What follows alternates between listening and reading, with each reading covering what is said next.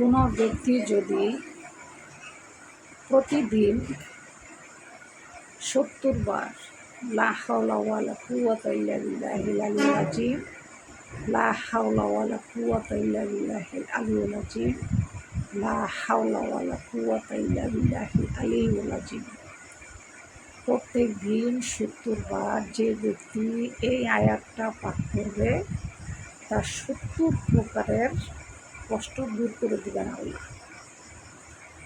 আর সবচেয়ে ছোট্ট যে কষ্ট সেটা হচ্ছে দরিদ্র। দেখেন আল্লাহ তাআলা বলছে দরিদ্রতাকে খুব ছোট, অথচ এই দরিদ্রতাকে আমরা কিন্তু অনেক বড় মনে করি।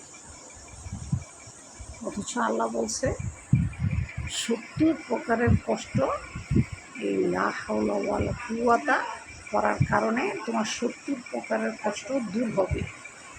সবচেয়ে ছোট কষ্ট হচ্ছে অভাব, দরিদ্র। অথচ আমরা মনে করি এই দরিদ্র আর অভাবটাই আমাদের জীবনের শ্রেষ্ঠ অভাব। দেখেন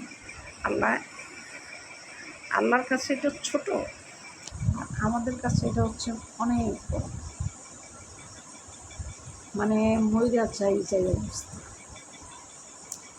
যে ব্যক্তি লা হাওলা ওয়ালা কুওয়াতা ইল্লা বিল্লাহিল আলিয়্যিল আযীম পাঠ করবে তার ৭০ প্রকারের অভাব আল্লাহ তাআলা দুনিয়াতে তা দূর করে দিবেন।